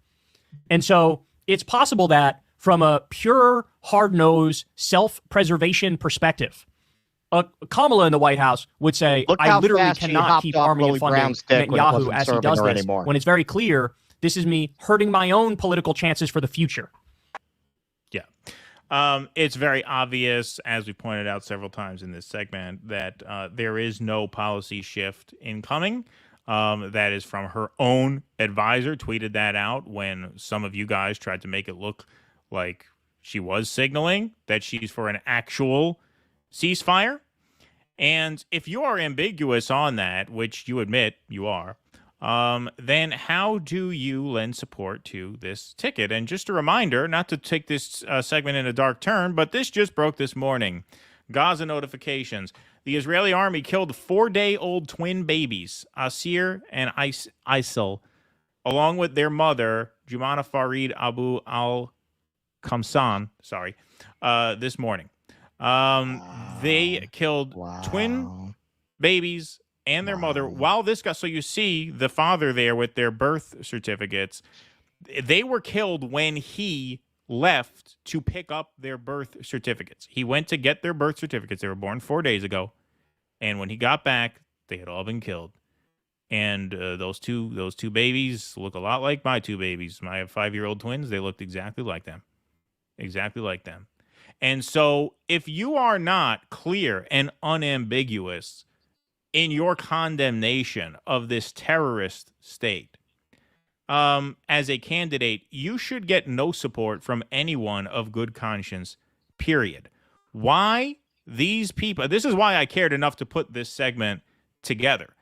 How you can make a living as a so-called progressive political commentator and be wooed back into supporting Kamala Harris because Tim Walz passed free school lunch. Come on, man. That is a bunch of fucking bullshit. That's just fucking bullshit. And you know it's bullshit. I know you know. I believe these people see these images and they feel pain. I believe that's why Kyle endorsed Jill Stein to begin with. What do you think? He wanted to do that? It was too much at one point. Why is it not too much anymore? Why? You're really going to fall for this fucking Tim Walz bullshit? I mean, are you serious? Are you serious? This has inspired my meme. That says it all right there. Says it all right there. And that goes back to the very beginning when Greenwald says online left liberals already extracted all the value there is to get from feigning anger over Gaza. Well, it sure seems that way. It sure seems that way. Exactly. They fortified their radical brand, profited from traffic. Exactly. That's it. And now they see their best grift is to go pretend that this represents a shift in policy. So they're going to the next grift, which, I mean, it's really disgusting. To her credit, we had a little problem with the interview a couple months ago. So far, Brianna Joy Grace, the only one sticking to her guns, who's from that class of commentators. I'm pretty sure Halper probably is too. Oh, and that goes without saying. Yeah. I mean, I would be shocked, and very sad if Halper changed on that. Yeah. And just to bring it back to it, just to reiterate, the people of Gaza have been sold out for 75 years, right? They have taken their priorities. I think they've been deprioritized enough to the point where at this moment, you have to be able to say, if you are not correct on this, you get no support, no matter what. I don't care how many fucking school lunches you pay for. That just has to take a back seat to this now. And if it doesn't, then you're fucking dog shit. You're just dog shit. You're worthless. You're fucking worthless. And do you hear us saying, well, Trump would be any better? You hear us saying a kind word about Donald Trump on this? No, that's not the point. The point is not that's what I mean. This is not a situation where you have to back somebody, but in their mind, that's where the money is, to back somebody. And hey, look, when we say we're not supporting Jill Stein, this is what we mean. We don't feel comfortable because when we put out a call for Jose, we have people fly in because we put out the call. Yep. We don't feel comfortable urging our people to get involved in that way because of the disorganization that we know people who personally witnessed in the New York ballot drive. That's why they're not on the ballot here, whatever. Yes, it's an unfair system. The LaRouches got on the ballot. They're beloved by the people at the election board. I'm sure they hate the LaRouchites more than they hate the Greens, and they had their shit together, and the Greens didn't. So we're not comfortable saying, hey, go work on that. But, hey, man, sure. If Jill Stein were going to be on the ballot in my state, which she is not, sure, I'd vote for her. She's not on the ballot here. Yeah, and I would even say, look, if you have disposable income and it's not going to hurt you to throw her a few bucks, then fine, go ahead.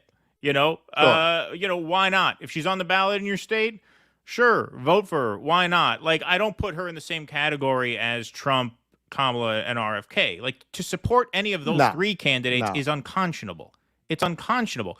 Right. Kamala, Trump, or RFK. You hear that, everybody? Not shilling for anybody here. Either of those three, it's unconscionable, given their support for this terrorist fucking state. Right. Unconscionable. Jill Stein, I just think it's probably it's a drain of resources. If money's tight, don't do it. Right. Look, if you got money to burn, you want to burn it on Jill Stein, go ahead, do it. Fine. Right. I'm not saying don't. You're not throwing your money into a bad cause. Exactly. Yeah. Exactly. It's just a different. Yeah. I just don't think it makes sense for someone who's living paycheck to paycheck to be setting aside money for the Jill Stein campaign. But that is the extent to which I would criticize her. Anybody who supports Israel, that's a moral issue. No, and that's the RFK thing too. That's why it's not even you can't even get to the other issues. He's such a maniac on that. To discuss his policy on that is that issue is a deal breaker. And just before we wrap this up, I got to say, when I see a New York cop show, it always because I saw them as a child and I haven't really seen them since. It's always amazing to me how little they've changed, like structurally in the formula, how much. And I'm like, wow, people still want to see that, the procedural, the villain of the week, like they still watch. Wow, they're still doing like Starsky and Hutch, only they got modern cell phones and stuff. That's how I felt watching those clips because I didn't see them until you showed them. What is this, 2016? Right. Like what? I'm amazed. I'm amazed they're doing this because really this online left was primarily born from the Bernie Sanders campaign.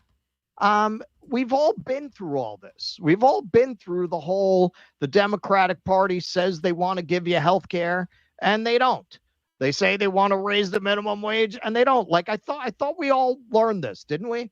Didn't we all go on this journey and find out that, oh no, when faced with the possibility of doing that, they will fight more viciously than they will ever fight against any Republican to make sure that that doesn't happen. And now we're back here talking about reading the tea leaves of what Kamala's farts mean. Yeah, right. Exactly. We're back there. Well, no, she actually, her eyebrow lifted a little bit when someone said ceasefire. So I actually think she's open to it. What do you like? Really? Really? That's the conversation you're having at this late date? The fucking Democrats? Yeah. No, these are the people who let a parliamentarian block a minimum wage increase. Right. You think they're going to stand up to Israel? Yeah. You think they're going to stand up to Israel? They wouldn't stand up to the parliamentarian to get a modest minimum wage increase. The unelected parliamentarian that George W. Bush faced with the same situation, fired. Fired. Yeah. Put one in that wouldn't give him any trouble. Exactly. Yeah. Just quite pathetic. Quite pathetic indeed. All right, we'll take some Rumble rants and some super chats, and we'll keep going. This is going to save us a lot of time because in the future, when people say, "Why'd you talk this way about that one? Why'd you talk this way about that one?" We're going to just drop the link to this video, and now you know. There you go. Now you know.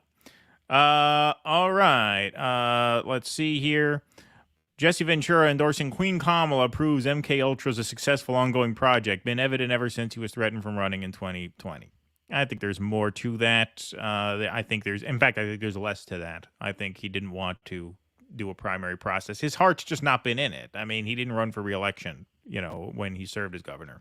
Jesse Ventura, a little red, a little blue, too much ganja, too confused. Jesse, the amphibian, dropped his tail too soon. Good one, Ken Texican. Let's see here. Where is this here? Miles Teg, thanks for the $5. If Ventura really wanted to choose a qualified woman, Jill Stein would have been a better choice than Kamala, and he could have been uplifting a third party instead of this broken duopoly. Agreed. Let's see. All right. Make Aphrodite great again. Also, can you afford DD ring girls yet for in-between segments? Yeah. Not yet. Not yet. We got to sell a little bit more coffee. If we're going to do that, you want to sell some coffee? Let's see if we can move some coffee. Let's sell some coffee. This is that special coffee that the cow shits out to get the acid out of the bean. Exactly. So buy it. This is some free speech coffee here. Let's make this happen here. Folks, it's time to say goodbye to Starbucks and say hello to Rumble's 1775 coffee. Unlike other coffee brands, this is a coffee that backs free speech and is unapologetic about it. So you can visit 1775coffee.com. Use the promo code STUDIO to get 15% off. The coffee comes in medium and dark roasts. It also comes in peaberry, which is similar to a Kona coffee. In other words, this stuff is premium. Click the link in the live chat or the description. You can also go directly to 1775coffee.com and use the promo code STUDIO to get 15% off today. That's 1775coffee.com and use promo code STUDIO for 15% off your order. It is not, we just got a text from Rumble, it is not strained through a cow's anus. Yeah, exactly. There you go. So look, folks, Kyle, Crystal, Jank, if you want to grift off coffee. Coffee, nobody gets hurt. So some people buy some coffee. You want to make a few bucks extra? Sell coffee. Don't shill for the Zionist Democrats. Right? That coffee was putting a tampon up your asshole. Your asshole. That's right. Like that we need for the soundboard, then. I got to work on that before I go to Chicago. Yes, we do need that one for the soundboard. Indeed. All right. Let's see here. John Freeze for $4.99 on YouTube says, I think the Dems stopped propping up Biden and let him face plant in the debate. I think they didn't give him his normal pre-debate uppers. Ronald Hay, thanks for the $2. I believe Kamala is pronounced Kamala. There you go. Oops, I like Look, that. man, what the hell happened here? Sorry, go ahead. Yeah, they make this whole thing about the pronunciation. Honestly, I don't even know how you're supposed to pronounce it. I don't go out of my. I think that's childish. Like, I don't go out of my way to mispronounce it. I don't even know. I don't even care. But you know what I do care about? Them trying to make a fake issue out of how people pronounce her name. Yeah, right, exactly. It's not like Kamala's unreasonable. Like I was always in the habit of saying Kamala. I never got it wrong. I just had the intuition to get it right the first time. That's how brilliant I am. So I just always say Kamala because that's how I've always said it. But some people started saying Kamala, and it's hard. You know, it's habit forming. It's habit forming. Exactly. The struggle just is like real. 1775 coffee. Yeah, just like 1775 coffee. That's right. Shinabilly, thanks for the $5. Could it be they were faking the polls showing Trump winning to force Biden out in favor of Kamala? You said it yourself. They always wanted her. Not every polling outfit. I mean, these polls come from different places. So I appreciate that thought, but I don't think so. At the same time, we've all lived through enough elections. I'm not getting caught up in the news cycle and the flavor of the week quality that I think her campaign has right now. I'm not going to make a judgment about her about those poll numbers not being more air than real until mid-September. If they hold up mid-September, then you got something there. Fair enough. Jay Tolbert, thanks for the $4.99. Russell, I'll be at JD's show on Friday. Looking forward to meeting you. Oh, cool. Beautiful. Cool. I'll see you there. Shinabilly for $2 says Kamala's a sexual tyrannosaurus. There you go. That's a compliment. Pat Brannigan, thanks for the $2. Russell, see you at Jimmy's show Friday. All right, we got some other fans at Jimmy's show Friday. Beautiful. Rock on. Jesse Ventura says B-Man for $5. Thank you. Came out in support of Biden's Ukraine and Israel funding bill described as a border bill. Yeah, I think he's a Ukraine idiot also. I think that's true as well. And I don't know where he stands on Israel, but he was speaking highly of RFK before he endorsed Harris. So I think he's probably shit on that too. Quintessential, thanks for the $25. If reunion of leftists turns into brawl Kamala versus post-duopoly, is Harris camp big enough to tackle Midwestern Marks and Nick? Maybe Crystal and Jesse. Yeah, there you go. It's a brawl. I mean, Midwestern Marks and Nick, they're both trained. I mean, Nick does martial arts, and Midwestern Marks is a wrestler. Yeah. Michael Castillo, thanks for the $50. I'm staying close to Nick the whole time. That's right. Just stay near Nick. You won't have a problem. Let's get a cowbell from Michael Castillo. I've told too many people to go fuck their mothers. Yeah, I need protection. Let's get a cowbell from Michael Castillo for $50. I can't wait to see you at the Jimmy Dore live stream at the Ramova Theater on Friday. So Michael is going to be there too. Look at that. A lot of peeps in Chicago. Oh, you live in Chicago? Awesome. Cool, man. Great. Cool. Let's see here. Can you guys go after, says Jonathan Achilles. Go after, I'm assuming you mean pursue for an interview. Can you guys go after some Arabs, ex-Muslims for Israel, like Bridget? Oh, no, that's not what you mean. Like Bridget Gabriel, Mossad Yusuf, apostate prophet, Iranian Gusanos, and so on. We can look into that. I mean, where that becomes newsworthy, sure, we'd be happy to. Sparky, thanks for the $10. Look on the bright side. This year's election gave us some new insults. I'll use one in a random sentence as an example. Those two do dissidents guys are just a couple of couch fucking hillbillies. Yeah, there you go. Sparky says, just kidding. And it has for the $5. virtue of being true. That's right.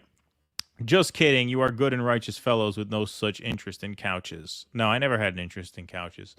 Thank you, Sparky. Leave me be. Thanks for the $5. Dr. Claw pulls all the strings, creates a wave of reaction, and then sits back and amuses himself. Connor McGregor, thanks for the $4.99. Jank Yogurt must be forced to eat a full plate of jellied eel live on TYT as an apology for that article. Good one. Sparky for $2 says, remember Kamala married her APAC handler. RB Fam, thanks for the $5, says nothing says ceasefire like $3.5 billion. And Stephen Shepard says national divorce, please. Thank you, Stephen Shepard. Yep, indeed. Okay. All right, we're moving right along. This next one is a quick one, but this broke just this morning, actually. RFK off the ballot in New York State. Go ahead. I pulled it. All right, listen, we're not RFK supporters, but this is bullshit from what I've read. Independent presidential Take that candidate. from the top. Let's say, instead of bullshit, say hogwash, because that's you were at about second number 5 there. Oh, I thought it was just the F word you can't drop. No, early. you can't curse in the first 15 seconds. You know what we should call it? Malarkey. Malarkey. This is a bunch of malarkey. All right. Well, that gives me a chance to get into my Buddha pose anyway. All right, there you go. Okay, so we are not RFK supporters, but he has a right to run, and this is lawfare that they are waging against him quite clearly. So a judge has ruled they are appealing that he's not qualified to appear on the New York ballot.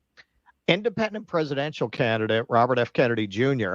has been disqualified from appearing on New York's general election ballot after a judge ruled Monday that he falsely claimed a New York residence on his nominating petitions, leading to their invalidation.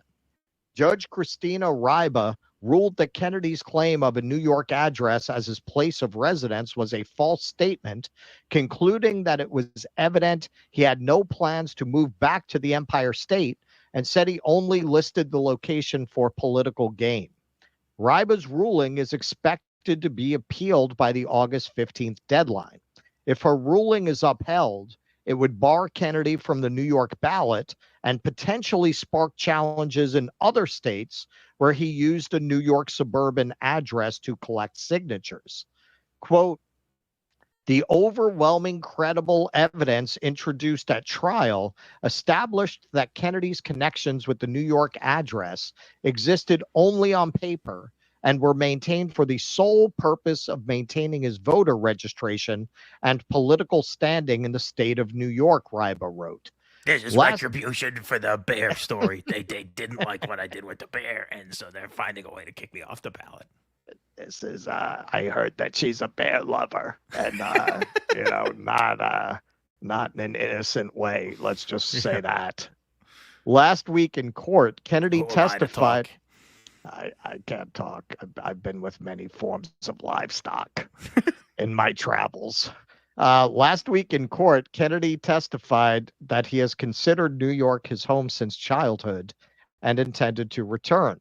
He explained that he temporarily moved to California in 2014 to live with his wife, and that he's currently renting a room at a woman's home in New York. Now, no RFK story would be complete without a very weird out of left field element, and here it comes. Barbara Moss, the woman who owns the home, testified that Kennedy paid her $500 a month for the room.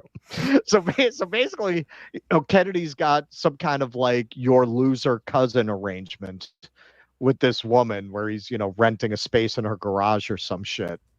Right. She added, you know, this trust fund guy is renting some random Craigslist room in his house for $500. She added that Kennedy had spent only one night at the home and that she received the first rental payment from him on May 20th of this year. In a statement, the Kennedy campaign condemned the openly partisan ruling and vowed to continue the legal fight. Quote, the ruling came in spite of the fact that Kennedy is registered to vote in New York. New York has been his primary residence since 1964. He pays taxes in New York. He has a New York driver's license. His legal license and law practice is in New York, and his falconry license again. That's it. Now you know you're into an RFK story. And his falconry license and other recreational licenses are in New York. Also, his 1978 welded sculpture, Man with Hooker, is prominently displayed in an outdoor garden on Avenue B. He should just come up with 50 obscure hobbies and get licensed for each one in a different state so he can claim affiliation wherever he goes. He's got the time. I could help him get his tour guide license. Yeah, right, exactly. We intend to pursue injunctive relief in the Southern District of New York. If state court judges are going to ignore the Constitution, the federal courts must step in to protect voters' rights, said campaign senior counsel Paul Rossi. Kennedy said in the statement that Democrats are showing contempt for democracy. They aren't confident they can win at the ballot box, so they are trying to stop voters from having a choice. We will appeal and we will win, he said. The lawsuit against Kennedy is backed by clear choice action. I love these Orwellian names they give these things. A Democrat-aligned super PAC that's working to hinder third-party candidates in the presidential election. All right, so let's pause for a moment and just look at that. Why would you have a PAC that hinders third-party candidates? This is not a PAC, like they're just advertising what they are. The purpose of the PAC is to thwart democracy. It's not to ensure that elections are clean. It's not to ensure that the rules are not violated. It is simply to make sure that there are only Coke and New Coke choices on the ballot and none others. That is the only purpose. Such a PAC not only should not exist, it should be illegal for a PAC like that to exist. The PAC has no purpose other than to thwart the will of voters. That is the only reason it exists. Openly. Today, quote, today's ruling makes clear that Mr. Kennedy lied about his residency and provided a false address on his filing papers and candidate petitions in New York, intentionally misleading election officials and betraying voters' trust, said Pete Kavanaugh, founder of Clear Choice Action.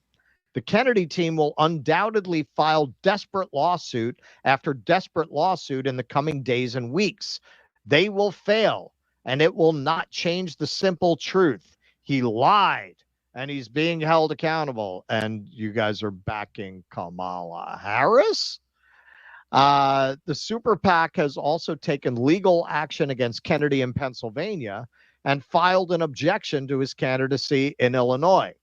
Other Democratic Party allies are leading similar efforts in Nevada and Delaware. Quote, the RFK Jr. running for president is the same RFK Jr. portrayed in this story, a deeply troubled, reckless, and dangerous man.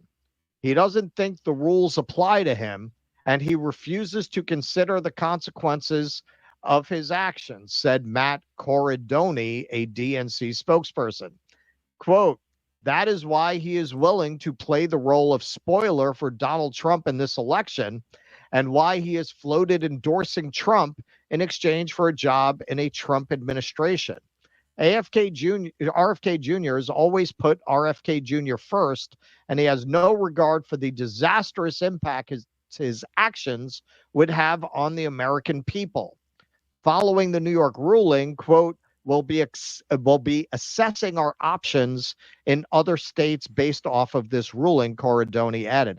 Once again, I find that paragraph really remarkable because he openly ties the character assassination of RFK to, well, he wants to get Trump elected. So clearly he's a dangerous, selfish, unstable man by definition for running as a third-party candidate and risking the election of Donald Trump. He mixes all those things into one big vat, making it very, very clear that this is not about his residence, which obviously it's not. Right. But they don't even feel a need to put up the pretense that this is anything other than lawfare. They are almost openly presenting it as exactly that. We are using legal tactics to stop this man from offering the voter choices.